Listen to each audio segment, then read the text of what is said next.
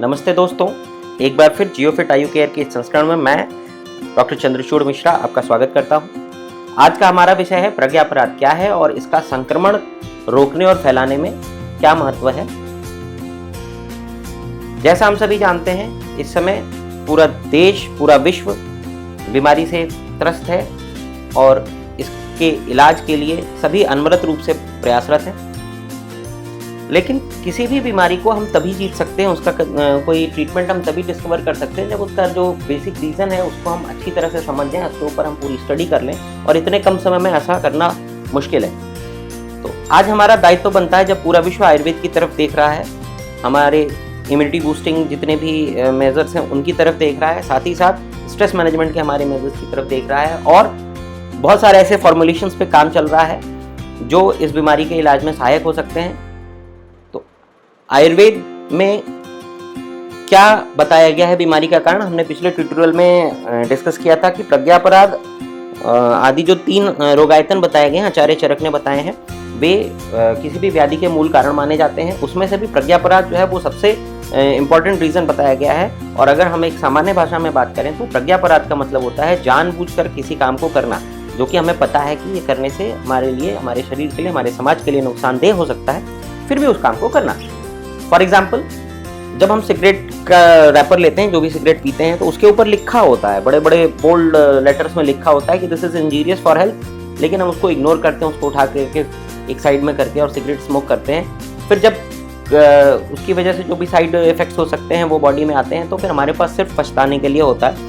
तो प्रज्ञापराध यही है, जानबूझ करके अगर किसी चीज़ को हमें पता है कि that is injurious to health, और उसको फिर भी फॉलो करना, उस हैबिट को फॉलो करना, उस चीज़ को खाना, या जो भी इस तरह की चीज़ें होती हैं उनमें अपने आप को इन्वॉल्व करना। तो basic reason of disease as per Ayurveda is त्रिविध रोगायतन, और उनमें से भी सबसे ज़्यादा इंपॉर्टेंट है प्रज्ञापराध, दैट इज जानबूझ करके किसी चीज़ को करना जो हमारे लिए इंजीरियस हो सकती है, सोसाइटी के लिए इंजीरियस हो सकती है, हार्मफुल हो सकती है। अब प्रज्ञापराध को जब डिटेल में वहाँ हम संहिताएं पढ़ते हैं और डिटेल में एक्सप्लेन किया गया है, तो वहाँ 2 चीज़ें आती हैं। एक आता है सद्वृत्तस्य च वर्जनम, और दूसरा आता है अकाल देश संचारो।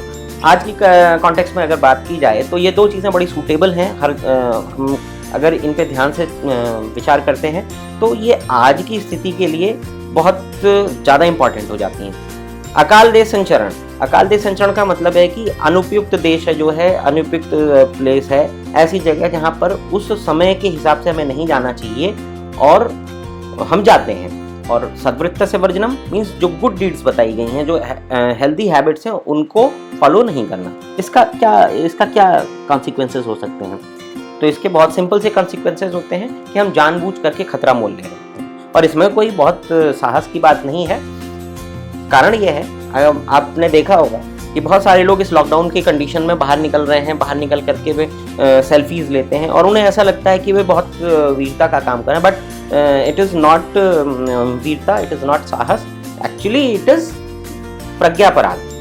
हमें पता है हम जो कर रहे हैं उससे हमारे लिए, सोसाइटी के लिए ये हार्मफुल है, फिर भी हम कर रहे हैं, तो दैट इज़ प्रज्ञापराध और दैट इज़ नॉट साहस। तो 2 चीज़ें, हालांकि वहाँ बहुत सी चीज़ों का वर्णन आया, पर उसमें से ये 2 चीज़ें मुझे आज के विषय में इंपॉर्टेंट लगी, जिनकी मैंने आपसे चर्चा की। पहली चीज़ सद्वृत्तस्य च वर्जनम, जो हेल्दी हैबिट्स हैं उनको फॉलो नहीं करना। पूरा आयुर्वेद में जहाँ कहीं भी सद्वृत्त का वर्णन आया वहाँ कई तरह की हेल्दी हैबिट्स आई हैं, हम आगे इसके बारे में चर्चा करेंगे, और हम इनको फॉलो करते हैं बहुत, ये इनके प्रकार हम इनको फॉलो करते हैं। तो वो हेल्दी हैबिट्स, उनका वर्जन करना मीन्स उनको अवॉइड करना, उनको फॉलो नहीं करना।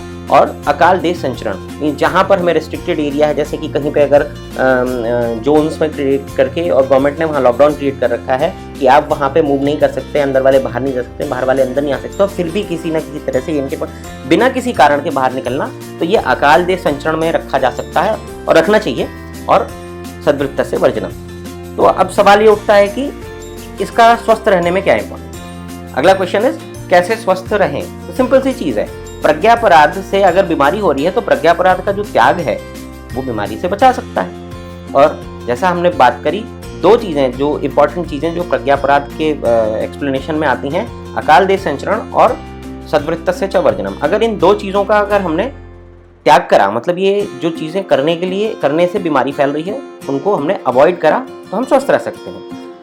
आज के कॉन्टेक्स्ट में बात की जाए तो पहली चीज़ तो क्लियर हो गई कि अकाल देश में हमें संचरण नहीं करना है। जहाँ पर मना किया गया है अथॉरिटीज़ के द्वारा, जहाँ अथॉरिटीज़ हमें रेस्ट्रिक्ट कर रही हैं मूवमेंट के लिए, वहाँ हमें बिल्कुल मूवमेंट नहीं करना है।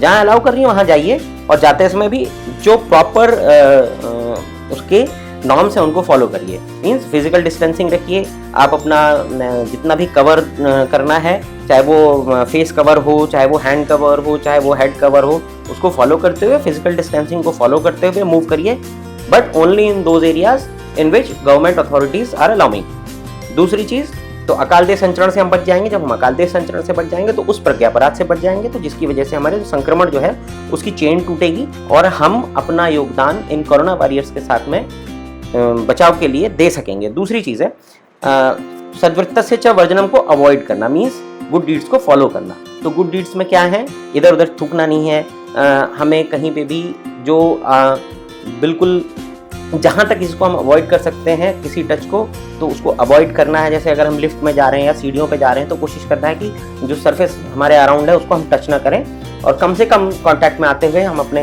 जहाँ जा रहे हैं, घर में जा रहे हैं या बिल्डिंग में जा रहे हैं, तो वहाँ पहुँचें। रेगुलर हैंड हाइजीन को फॉलो करना। पूरे आयुर्वेद में जब आप बात करेंगे तो केशों में हाथ लगाने के बाद हाथ धुलना चाहिए, नाक पे हाथ लगाने के बाद हाथ धुलना चाहिए, मुंह पे हाथ लगाने के बाद हाथ धुलना चाहिए, टॉयलेट से आने के बाद हाथ धुलना चाहिए। ऐसी जानकारियाँ भरी पड़ी हैं, तो हम आगे चर्चा करेंगे इसके बारे में। तो हैंड हाइजीन को फॉलो करना, जो हमारे ऑरिफिक्स हैं, माउथ है और नोज है, बेसिकली इनको क्लोज करना। दो फायदे होते हैं, इफ़ आई एम इन्फेक्टेड, तो चूंकि जब मैं इन्हें क्लोज करके रखूंगा तो जो ड्रॉपलेट्स हैं वो दूसरे तक नहीं पहुंचेंगी, तो मैं इन्फेक्शन को रोक रहा हूँगा। और मान लीजिए जो मेरे सामने वाला वो इन्फेक्टेड है, तो जो उसकी ड्रॉपलेट्स हैं वो मेरे तक नहीं पहुंचेंगी, क्योंकि मेरा फेस, नोज, ये सारी चीज़ें कवर हैं।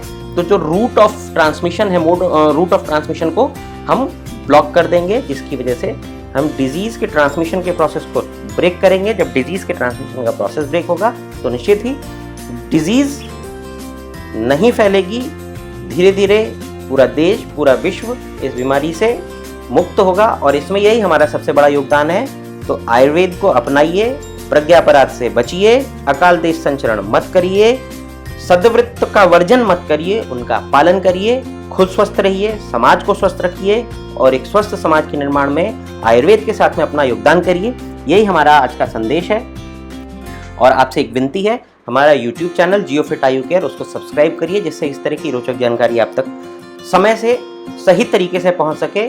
और ये सारी की सारी जानकारी हमारी वेबसाइट jiofit.com पे उपलब्ध है।